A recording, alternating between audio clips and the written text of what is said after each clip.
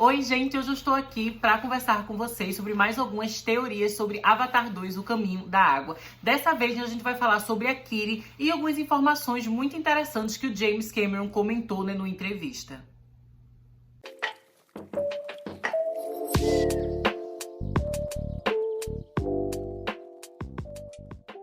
Vocês devem estar reparando que eu tô num cenário novo, né, gente? Tô num local novo. Isso aqui é o meu quarto, né, da minha nova casa aqui em Toronto. Eu nunca tinha gravado nessa parte aqui do meu quarto. Eu adoro muito esse meu quarto aqui, ele é bem grandão, né? Ele é bem bonito. Mas eu confesso que a iluminação aqui, eu não sei se tá tão boa, não sei se esse vídeo vai ficar com um visual um pouco esquisito. Mas eu tive que gravar aqui porque eu estava planejando gravar lá fora hoje, né, com a luz do sol da minha cara. Assim como eu gravei um vídeo recente de Chuck, né, que eu achei que a iluminação ficou boa. No entanto, hoje começou a nevar. Então tá nevando aqui em Toronto, né, gente? Meu Deus, tô morrendo de frio, por isso tô de casaco. E por causa disso, né, tive que gravar aqui dentro de casa. Mas eu espero que vocês gostem desse cenário. Mas enfim, sem mais enrolação, vamos lá falar sobre as novidades. A Kiri é, sem dúvidas, uma das personagens mais interessantes e mais misteriosas de Avatar 2. Por muito tempo, a gente nem sabia que essa personagem ia existir. Eu comecei a fazer vídeos sobre Avatar aqui no canal já faz muitos meses, né, gente? Eu comecei lá no início desse ano de 2022. E eu lembro que o meu segundo vídeo aqui no canal sobre Avatar foi exatamente um vídeo que eu fiz falando sobre as crianças que a gente ia conhecer nesse segundo filme. E lá eu falei pra vocês, basicamente, né, todas as crianças que a gente vê no filme, eu já tinha comentado com vocês lá, já tinha mostrado todos os atores. Mas naquela época a gente não tinha nenhuma informação de que essa personagem Kiri ia existir. A gente só sabia, né, que os filhos de Jake Sully e Neytiri iam ser, né, o Neteyam, Spider, Lowak e Tuktiri. A gente não sabia que ainda ia ter mais uma filha, né, uma filha adotiva chamada Kiri. E a gente só descobriu isso quando teve, né, o trailer. O primeiro trailer que saiu desse segundo filme, que tinha essa personagem Kiri. Algumas pessoas estavam achando meio estranho, né, que a gente tinha uma menininha que parecia menorzinha, uma menina que parecia maior, né. Eu mesmo, por exemplo, no primeiro trailer, na minha análise, eu pensei que a Kiri era a Tuktiri, porque a gente sabia da existência da Tuktiri, que ia ser a filhinha mais nova, e ninguém sabia que essa Kiri ia existir. Então, todos os momentos que a Kiri aparece no trailer, eu pensei que era a Tuktiri, muita gente pensou, né, a gente também falava que o pôster, o primeiro pôster que saiu do filme de Avatar 2 era com o rosto da Tuktiri, até que saiu uma reportagem, né, numa revista, falando sobre Avatar 2, e eles tinham legenda na foto, né, e na foto eles acabaram falando, o personagem que a gente pensava que era o Neteyam, na verdade era o Lowak, e a personagem que a gente pensava na época que era Tuktiri, na verdade era Kiri. E todo mundo ficou, meu Deus, quem é Kiri? E eu já comecei a pesquisar, comecei a teorizar. E logo em seguida eu fiz um vídeo aqui no canal falando, né, quem é Kiri, tudo sobre Kiri. E lá a gente começou a fazer várias teorias. E foi aí que eu também comecei a falar pra vocês que eu achava, né, que quem ia fazer o papel dessa personagem era a Sigourney Weaver. Porque a gente via que havia várias semelhanças físicas na Avatar da Grace,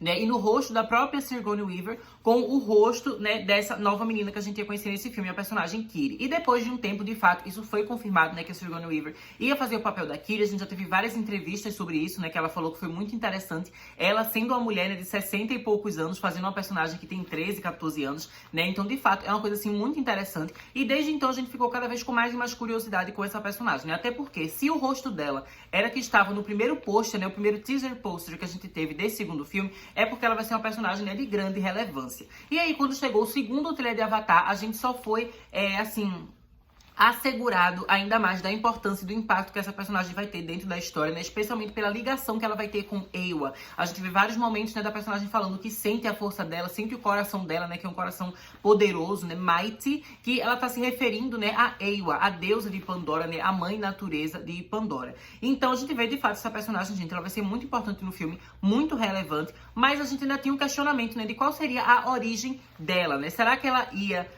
ser um recom, né? Muita gente pensava que ela poderia ser um recombinant, assim, né, como a gente vai ter o Claret retornando e outras pessoas da RDA, muita gente tava pensando que talvez ela fosse um recombinant da Grace, né, vários tinham essa teoria, outras pessoas já tinham uma teoria de que ela seria uma reencarnação da Grace, né, uma reencarnação de Eywa vindo pra Terra. Eu também pensava nessa possibilidade, mas recentemente, numa entrevista, o James Cameron acabou confirmando que, na verdade, gente, a Kiri, ela é filha da doutora Grace Augustine, né, a Avatar da Grace estava grávida quando ela morreu lá no final do primeiro filme de Avatar. Quando a gente vê aquela cena, né, que ela leva o tiro e tudo mais, que a gente tem aquele ritual. Naquele momento, a Avatar da Grace já estava grávida, ou talvez ela tenha engravidado naquele exato momento. Eu vou explicar mais pra vocês sobre isso, né, na teoria que eu vou fazer aqui nesse vídeo. Mas, basicamente, Kiri foi concebida dentro, né, da barriga ali, do ventre da Avatar da Grace. Acontece, né, gente, que quem levou o tiro foi a Grace real em seu corpo humano. Então aquele corpo, né, não poderia ter um bebê ali dentro, né, levou o tiro, enfim, aquele corpo morreu, mas o corpo da Avatar não morreu. Simplesmente, né, a Avatar da Grace, ela meio que teve uma morte cerebral, porque como não tinha o cérebro, né, a mente da Grace se conectando com aquele corpo, então aquele corpo ficou inativo, né, ele ficou, tipo, inútil. Mas o corpo em si, ele continua funcionando, sabe? Aquele corpo não morreu, ele só não tem uma mente ligada a ele. Então, é por causa disso que a bebê conseguiu continuar se desenvolvendo dentro daquele corpo, por mais que o corpo da Avatar da Grace não tivesse, né, acordado, não tivesse despertado. Eu acho isso muito interessante e é aí que a gente já começa a ter algumas dúvidas. Como assim a Avatar da Grace estava grávida, né, gente? Meu Deus do céu, eu fiquei, assim, em choque com essa revelação, especialmente porque, assim, a gente não vê barriga na Grace, sabe, na Avatar dela, a gente não vê ela um buchinho de grávida, a gente não vê ela com nada disso. Então, eu acredito que provavelmente a gestação dela ainda estava no início, ela provavelmente tinha acabado de engravidar pouco antes da morte, né, da Grace humana acontecer. Então, é por isso que a Avatar dela não tinha ainda nenhum sinal de gravidez, algum sinal evidente que a gente pudesse enxergar no corpo dela. Mas ainda assim a gente fica com aquele questionamento, né, gente? Como foi que a Grace engravidou? Será que ela teve, de fato, assim, uma relação sexual com alguma personagem? E a Kitty, ela é o resultado de um amor secreto, né, que a Grace teve, que a gente não conhece, é um amor misterioso. Um casal com qual ela fez parte, né, e que a gente não sabe com quem foi, talvez. Ou será que, na verdade, a Kitty é o resultado de um experimento, sabe? De uma inseminação, de uma tentativa dela, né, enquanto cientista, fazer um experimento para saber se um corpo de Avatar era capaz de gerar vida ou não, sabe? É possível que tenha sido um experimento. E também eu tenho outra teoria que pode ser uma concepção divina, né? E agora eu vou explicar para vocês cada uma dessas teorias que eu tenho a respeito, né, da concepção da Kitty.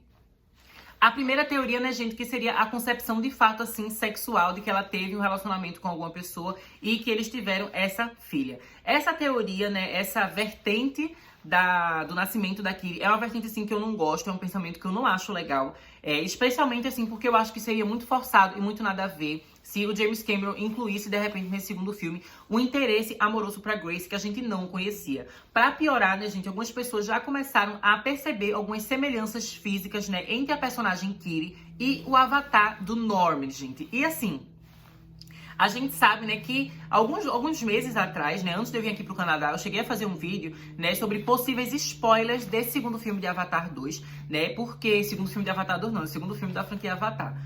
E aí, naquele vídeo, teve um jornalista, né, um cara que trabalha na área de cinema, que ele acabou vendo uma apresentação do James Cameron, né, que ele mostrou diversas cenas de Avatar. Algumas dessas cenas foram as mesmas que a gente viu como cena pós-crédito, né, do relançamento do primeiro filme, mas outras cenas foram exclusivas para essa demonstração que ele fez ali com aqueles jornalistas, assim como também tiveram cenas exclusivas, né, lá na D23. Acontece, né, que aquele jornalista que falou sobre essas cenas, ele tava dando alguns spoilers e algumas revelações que eu comentei em vídeo, mas que naquele próprio vídeo eu falei pra vocês que a gente não sabia se era 100% real, se a gente podia confiar nele ou não. E uma das coisas que ele deu a entender ali é que a Kitty seria uma filha da Grace com o Norm. E aí fica o questionamento, será que eles tiveram uma relação sexual de fato, né, que eles estavam juntos? Eu achei essa teoria horrível, porque significa, né, gente, que a Trudy foi corna. E eu acho isso horrível, porque eu gosto muito da personagem da Trudy, né? Eu não queria que isso acontecesse, eu gosto muito de Norm e Trudy, eu acho que eles são um casal muito legal. Apesar de que eu reconheço, né, que a cena deles foi deletada. Então, de certa forma, dentro do cânone de Avatar, é possível que James Cameron exclua esse relacionamento e faça com que não seja mais canônico, afinal de contas, a cena não está presente, né, em nenhuma das versões oficiais do filme de Avatar. Mas ainda assim, apesar desse casal não ser oficializado, eu acho que vários de nós, né, que fazem parte do fandom, a gente shippa esse casal. Eu gosto muito de Norm e Trudy, sabe? São personagens que eu gosto muito. E a ideia deles se amarem é muito legal. Inclusive, eu sofro muito pela morte da Trudy, né, lá no final do primeiro filme. Então, eu não queria de forma alguma que eles fizessem a Grace ter algum relacionamento romântico, né, com o Norm. Além disso, eu já falei pra vocês, né, que eu acho que a Grace, né, a doutora Grace Augustine, ela tem uma relação muito maternal com o Norm e com o Jake. Então, ela ficar com o Norm, pra mim, parece muito bizarro, porque é quase como se ela fosse mãe dele, sabe? Uma figura materna ali pra eles dois. Então, eu acho isso muito bizarro. Eu não queria. E também tem a possibilidade, né, de o pai ser um personagem que a gente não conheceu ainda. Talvez algum outro cientista, né, ou algum Na'vi, de fato, né, que fazia parte da tribo lá do clã dos Omaticaya, que a Grace acabou tendo um relacionamento proibido, né, engravidou, e aí a gente vai descobrir isso no decorrer dos filmes. Essa é uma teoria, né, gente, essa concepção romântica, né, da Kitty, que eu não gosto, mas eu acho que é importante a gente manter em mente, porque é sim uma possibilidade, né, disso acontecer nas sequências de Avatar. A segunda teoria, gente, ela já me agrada um pouco mais, que é a questão, né, da Kitty ter sido concebida meio que em laboratório, né, como um experimento, talvez com uma inseminação artificial, enfim. Eu acho que, inclusive, sobre essa perspectiva, é possível, sim, que o pai da Kitty seja o Norm, mas que ele não tenha tido, de fato, né, relações com a Grace, e sim que os dois estavam juntos fazendo esse experimento, né? Então ele acabou fazendo uma doação ali, né, pra conseguir fazer esse experimento da Kitty, sem, de fato, ele e a Grace terem, né, um relacionamento. Eu acho que seria interessante. E também eu acho que seria legal, assim, porque a gente vê que a Grace, ela é uma mulher que já é mais velha, a gente sabe que gravidez naquele estágio da vida, naquela idade, é um pouco mais complicada. Então talvez a Grace, ela tivesse esse desejo de ser mãe, e ela queria ver se a avatar dela seria capaz de conceber uma criança, enquanto ela talvez não fosse capaz de conceber naquela idade. Isso seria uma coisa interessante, né? E a gente vê que a personagem, né, da doutora Grace, ela tem, de fato, um instinto maternal. A gente vê que ela gosta muito, assim, de crianças, ela tem uma relação muito legal com as crianças da escolinha que ela tinha, né, que ela ensinou o inglês, ela era amiga da Neytiri naquela época, né, era professora da Neytiri, da irmã da Neytiri também. Então ela tinha uma relação muito legal com as crianças Na'vi, né, e eu acho que com crianças de modo geral. Então eu acho que seria interessante essa perspectiva, né, dela ter esse desejo de ser mãe, e aí ela vê que o corpo dela humano talvez não fosse mais capaz de conceber uma criança, mas o corpo dela de avatar fosse sim capaz. Essa questão da maternidade, inclusive, acaba linkando a gente, né, gente, com a personagem dela, Ripley, que é a personagem que a Sigourney Weaver, né, ela fez lá na franquia Alien, que, pra quem não sabe, né, provavelmente vocês já sabem, que eu já falei aqui mais de uma vez, né, que o segundo filme, Aliens, o Resgate, é dirigido por James Cameron. E é exatamente esse segundo filme da franquia Alien que mais tem foco na ideia de maternidade e da Ripley como mãe, né, que ela perde a filha e ela meio que acaba adotando uma nova criança, né, que é a Newt, que ela vai conhecer lá durante o segundo filme de Alien, né, e que ela fica fazendo de tudo pra salvar aquela criança, né, ela luta contra a rainha Alien. Então a gente tem toda essa questão de maternidade ligada a Sigourney Weaver, e eu acho que faria sentido o James Cameron trazer essa atriz de volta pra franquia Avatar, né, uma atriz que ele já trabalhou lá no passado, né, lá nos anos 80, trazer ela de volta pra, digamos assim, que contar mais uma vez uma história sobre maternidade, sabe? Fazer esse link com uma história que ele já fez no passado. Eu acho que seria interessante a gente ter essa questão, né, da Grace talvez querer ser mãe, né? E, enfim, ela fazer esse experimento com o corpo dela de avatar e acabar concebendo aquilo. Eu acho que seria interessante. Além também dessa questão dela querer ser mãe, a gente também sabe que a Grace simplesmente é uma personagem, assim, muito curiosa, que gosta de descobrir as coisas, gosta de experimentar, ela tem muita curiosidade, assim, pra saber como funciona a biologia, né, a fauna, a flora de Pandora, e também sobre, acho que a própria fisionomia dos avatares, né, e dos Na'vi. Então, eu acho que pela pura curiosidade já seria o suficiente pra ela tentar fazer algum experimento desse, né, pra saber se um corpo de avatar seria capaz de conceber uma criança ou não. E aí, é provável que ela tenha feito esse experimento nela mesma, porque provavelmente o pessoal da RDA não ia aceitar, né, a gente gastar dinheiro pra ficar reproduzindo, né, os avatares pra ter filho. Então, eu entendo, né, que ela talvez tenha feito isso às escondidas, né, em segredo, e talvez com a ajuda do próprio Norm, né, como eu falei, ele pode ter ajudado a fazer uma doação ali, né, uma inseminação artificial e tudo mais, sem que o Jake soubesse, né. Mas aí eu também fico com muita curiosidade, né, porque se o Norm, ele estiver envolvido com essa concepção da Kitty, por que ele não adotou a Kitty? Porque a gente sabe que o Norm tá vivo, e o quadrinho, né, The High Ground também deu pra gente entender que o corpo dele de Avatar também continuou vivo, né? Que ele conseguiu reestruturar lá o seu corpo de Avatar. Então o corpo de Avatar dele não foi destruído lá no final do primeiro filme, ele ainda tem esse corpo. Então eu fico me questionando, né? Por que, se ele ajudou a conceber a Kitty, ou se ele é o pai da Kitty, por que ele não tá cuidando da menina? Por que ele deixou a Kitty ser adotada, né, pelo Jake e pela Neytiri? Isso acaba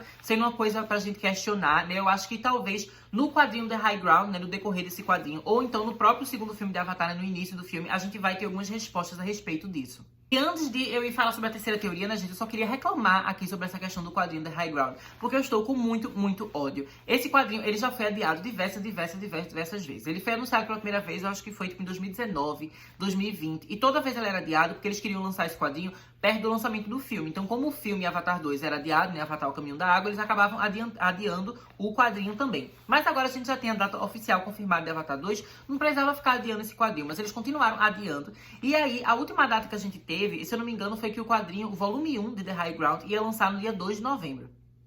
Mas aí, se você vai em grandes lojas do mundo todo, sabe, em grandes livrarias, você vai tipo na Amazon, se você vai na Índigo, sabe, de grandes livrarias, você vai ver que o quadrinho, ele ainda está em pré-venda com o lançamento oficial para o dia 6 de dezembro. No entanto, na internet já tem gente que já comprou, já tem gente que já tem em casa. Porque o que acontece, gente? Isso me irrita. Eles lançaram o quadrinho The High Ground em algumas comic shops. As comic shops aqui na América do Norte é como se fosse tipo uma banca de revista que a gente tem, sabe? Só que são como se fossem lojinhas focadas apenas em quadrinhos, tipo quadrinho DC, quadrinho da Marvel. E que eles têm sempre aquelas revistinhas, né, de todo mês, toda semana, enfim. É esse tipo de loja focada mais no público nerd, não é uma livraria grandiosa. E aí, algumas comic shops, elas já receberam o quadrinho The High Ground Volume 1 de capa dura, mas infelizmente não foi distribuído em todas as livrarias, então tá sendo muito difícil de achar, gente. Eu já pesquisei aqui em várias comic shops próximas de mim, aqui em Toronto, e nenhuma delas tem esse quadrinho do The High Ground. E eu estou ficando com ódio, porque eu vejo gente na internet, né, especialmente nos Estados Unidos. Nos Estados Unidos eu acho que é mais fácil encontrar esse quadrinho, mas ainda assim eu vejo que nem todo mundo tá encontrando. Porque essa coisa de lançar primeiro em comic shop é muito difícil, gente, porque as comic shops, elas não estão no auge mais hoje em dia. Não tem mais tanta gente que compra quadrinho, então não tem mais tantas lojas. E várias delas também não estão investindo dinheiro em Avatar, porque muita gente não sabe, assim, que Avatar tem um fandom tão forte, né? Porque Avatar foi uma franquia que ela ficou adormecida por muitos e muitos anos, né? Por mais de 10 anos que essa franquia tá adormecida. Então, muitas vezes, o pessoal não tem muita fé, né? Eles não sabem se coisas relacionadas a Avatar vão vender bem ou não. No Brasil acontece a mesma coisa também, os quadrinhos demoraram pra sair. Felizmente, tá começando a sair os quadrinhos de Avatar no Brasil também. Óbvio que com um atraso, né? Porque eles só começaram agora. Nos Estados Unidos, aqui na América do Norte, já sai há mais tempo. Mas, de qualquer forma, né? Não são todas as comic shops que tem esse quadrinho disponível. E eu estou com ódio, tendo que esperar até o dia 6 de dezembro, sendo que tem gente na internet que já tem acesso a esse quadrinho. Isso me dá muita raiva, sabe? Eu preferia que eles tivessem lançado tudo de uma vez. Ou todo mundo tinha acesso no dia 6 de dezembro, ou todo mundo tinha acesso no dia 2 de novembro. Esse negócio de um pedaço dos fãs, um pedaço do fandom, conseguir ter acesso e outro pedaço não, me irrita, especialmente porque, assim, vocês sabem que tudo que é de Avatar eu compro, porque eu gasto dinheiro mesmo que eu sou sem noção. E eu já tô aqui, né, que teoricamente tornaria mais fácil pra mim comprar esses livros e ler. E aí, não tá disponível? Enfim, isso me irrita. Isso também atrapalha um pouco as teorias que eu queria fazer aqui com vocês. Mas enfim, né, vamos voltar a falar sobre aquilo. Eu só queria reclamar aqui de The High Ground, né, e explicar pra vocês por que eu não falei desse quadrinho aqui no canal ainda. A minha terceira teoria, né, gente, sobre a concepção da Kitty é que, na verdade, ela é uma criatura divina, uma coisa meio messiânica, como se ela fosse quase o Jesus do mundo de Pandora, sabe? O Jesus dessa franquia de Avatar.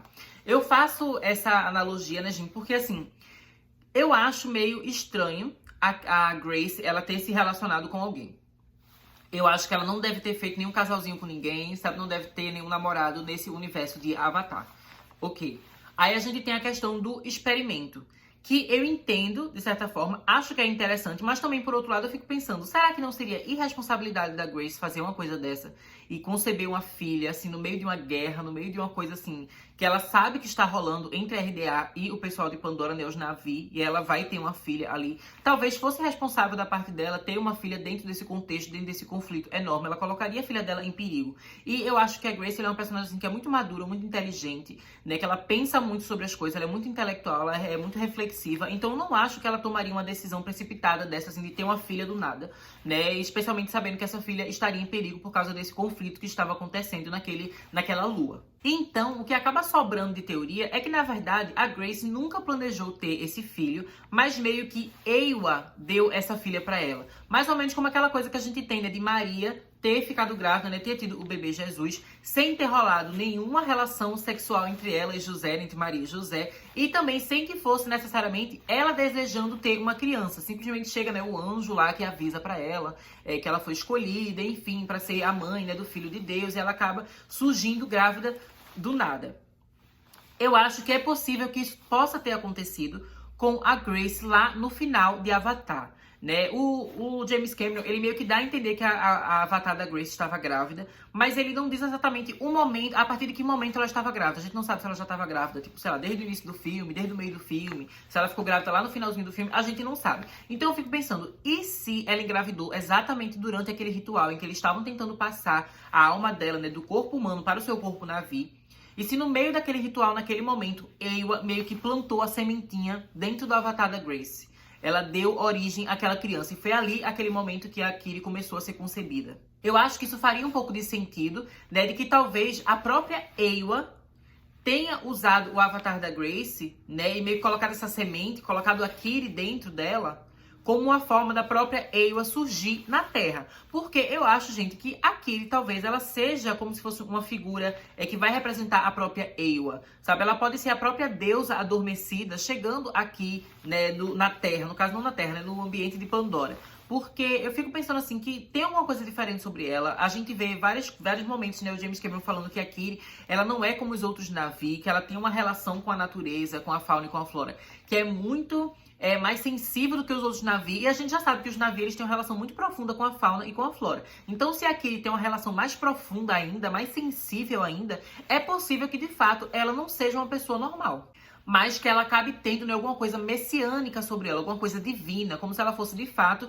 uma semideusa, ou então a própria deusa Eywa de fato, né? Eu acho que isso é interessante, e isso é algo também que é discutido em diversas outras obras de ficção científica. A gente pode falar também, por exemplo, sobre Matrix, que a gente tem essa ligação, né, entre Neo e Jesus, o Salvador, o Messiânico, o Escolhido. A gente também tem um pouco disso, né, com o Paul na franquia de Duna, né? Você lê o livro de Duna, enfim, também tem essa questão religiosa por trás dele ser o Messias ou não, e ter esse tipo de questionamento.